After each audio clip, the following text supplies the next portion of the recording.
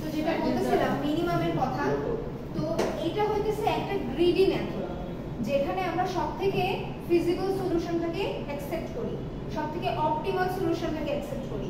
আপনারা দেখবেন যে এরকম কতগুলো অ্যালগরিদম আছে যেখানে সবথেকে লোয়েস্ট ভ্যালু কোনটা হবে বা ম্যাক্সিমাম ভ্যালু কোনটা হবে, কোন পাথ দিয়ে গেলে আমার সবথেকে লোয়েস্ট ভ্যালু হবে, কোন পাথ দিয়ে গেলে সবথেকে হাইয়েস্ট ভ্যালু হবে, এরকম ভাবে সিলেক্ট করা হয়। সেগুলোকে আমরা বলতেছি কি গ্রিডি মেথড, যেখানে অপটিমাল সলিউশনটাকে আপনার অ্যাকসেপ্ট করা হয়। বুঝতে পারছেন? সো এই টেকনিকটাতে সেম কাজ করবে। ওকে, সো মিনিমাম স্প্যানিং ট্রি এর ভ্যালু বের করার জন্য দুইটা অ্যালগরিদম আছে। একটা হচ্ছে প্রিমস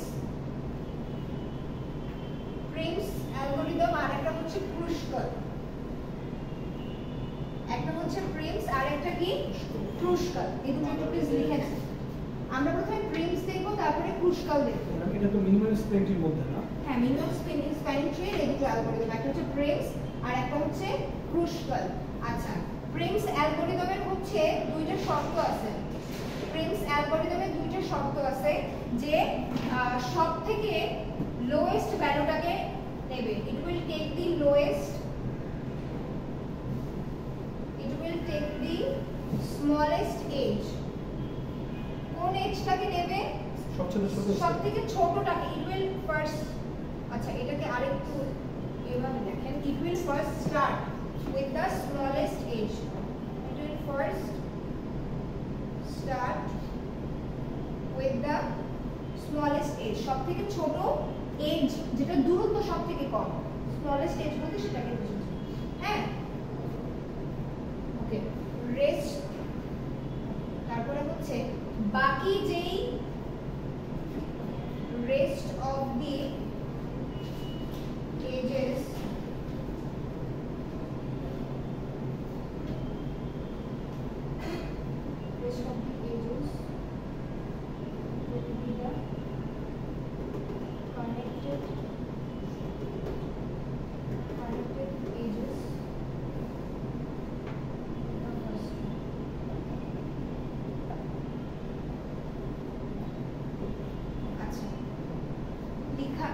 লেখাটা অনেক সময় অস্পষ্ট লাগতে পারে। আমি হচ্ছে এই দুটো লেখার পরে একটু দেখেন, তারপরে আমি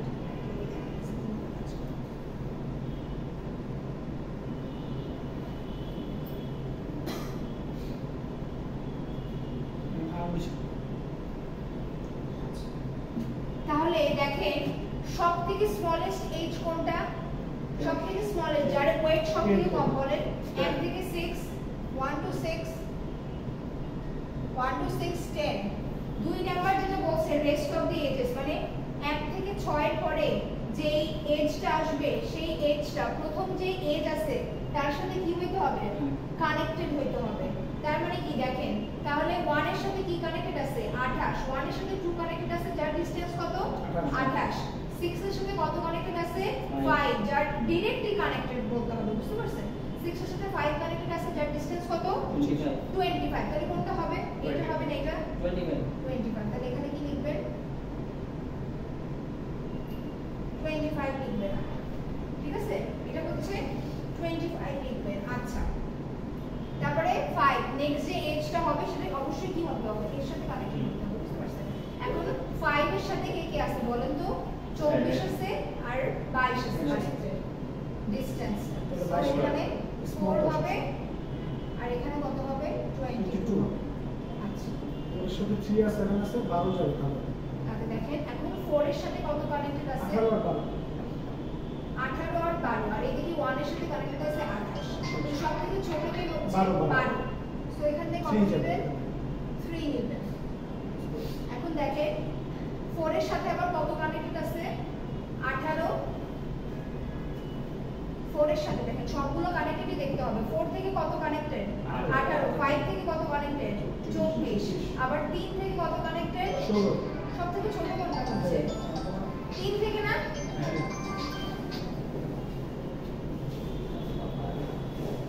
ঠিক আছে, 16। তাহলে কি কোন ভার্টেক্সটা আসে নাই? 7 ভার্টেক্সটা আসে নাই। এখন 7 ভার্টেক্সে যদি যেতে হয় তাহলে আপনি কিভাবে যেতে পারেন? 5 থেকে 7 এ যেতে পারেন 24।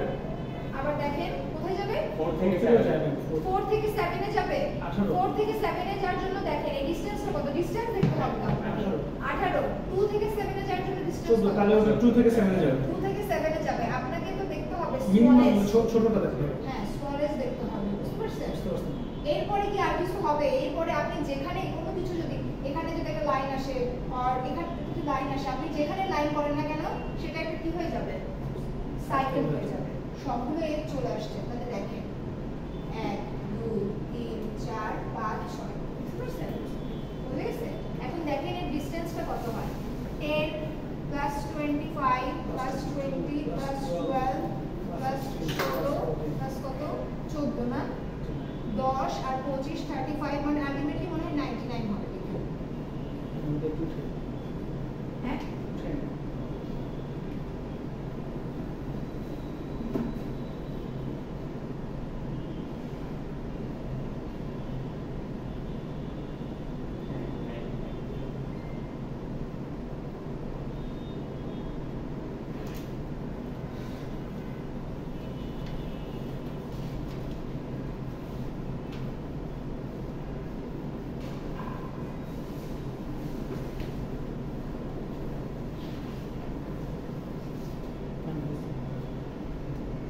বুঝতে পারছেন?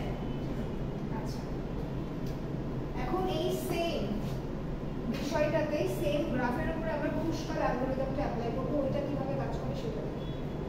ম্যাথস অ্যালগরিদম দুইটাই স্টেপে দুইটাই অ্যালগরিদম আছে দুইটাই স্প্যানিং আচ্ছা মিনিমাম স্প্যানিং মিনিমাম স্প্যানিশের মধ্যে ক্রুশকাল যেটা কথা বলতেছে, ক্রুশকাল যে কথাটা বলতেছে, ক্রুশকাল বলতেছে অবশ্যই সবথেকে স্মলেস্ট এজ দিয়ে আপনি শুরু করবেন, বাট এরা যে পরস্পরের সাথে কানেক্টেড থাকতে হবে এমন কিছু না, এরা ডিসকানেক্টেডও থাকতে পারে।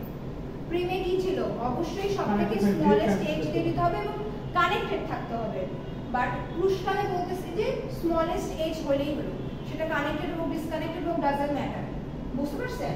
তাহলে কি হবে বলেন তো, ক্রুশকালের ক্ষেত্রে কি হবে, 1 হবে, 1 থেকে কোথায় যাবে, 6 এ যাবে, 10 হইলো, তারপরে সব থেকে এটার পরে সব থেকে স্মলেস্ট কে বলে, 12 হ্যাঁ 3 থেকে 12 তো এটা কি পরস্পরের সাথে মধ্যে কানেক্ট আছে না, এটাই বলা হচ্ছে, এটাই তফাৎ। যেমন আমরা কি করছি এখানে কানেক্টেডটাকে নিছি না, বাট এখানে আমরা সেটা করছি না, আমরা হইতেছে যে সব থেকে স্মলেস্ট যেটা সেটাকে আমরা নিব, এটা হচ্ছে ক্রুশকাল, বুঝতে তাহলে পারছেন? শুরু করব কত, হ্যাঁ শুরু করব একদম ছোটটা থেকে শুরু করবেন সব থেকে স্মলেস্ট এজ থেকে, দেন টেক দ্য সিকোয়েন্সিয়াল, বুঝে নাই বুঝতে পারছেন যে ঊর্ধ্বক্রম যেটাকে বলে ছোট থেকে বড় দিকে। আচ্ছা 12, তারপরে সব থেকে স্মলেস্ট কে বলে, 7 থেকে 2 বা 2 থেকে 7 এটা 7 থেকে 2,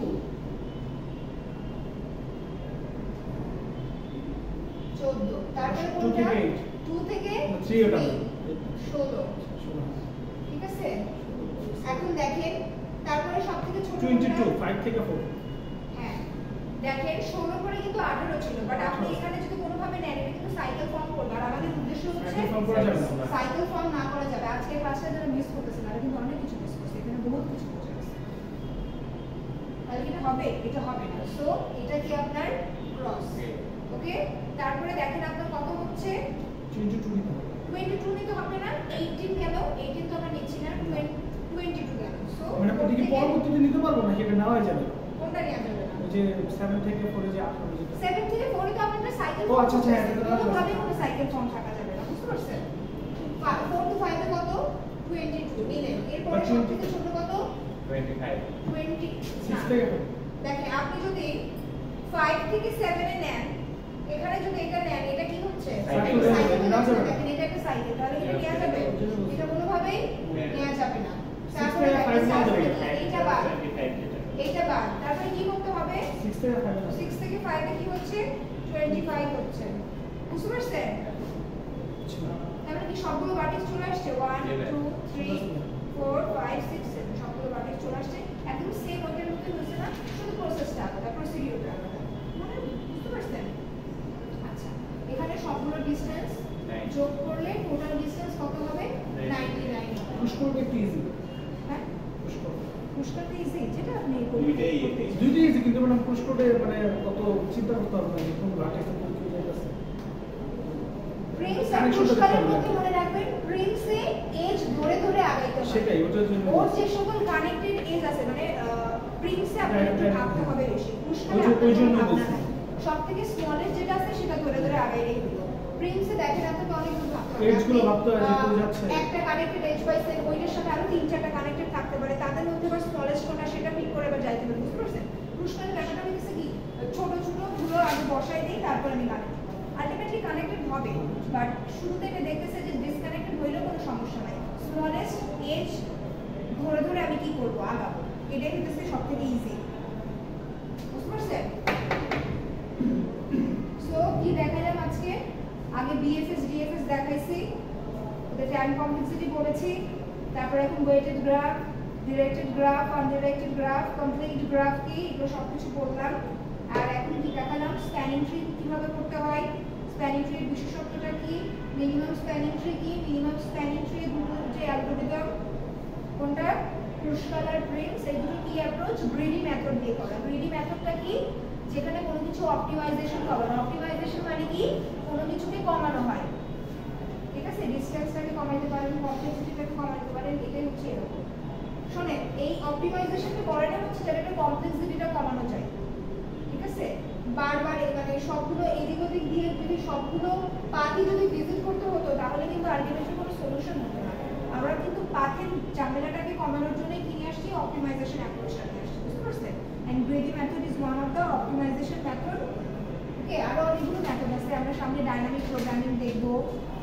আরো কিছু দেখবো ঠিক আছে সো ওগুলোর মাধ্যমে অপটিমাইজেশন করা দেখবো but this is one of the basic approaches to solve the complexity actually by using the greedy method.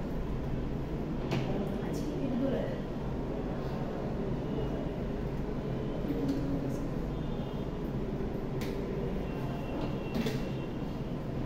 আজকে ক্লাসটা এই পর্যন্ত থ্যাংক ইউ। আপনি চাচ্ছেন বলতে চাচ্ছেন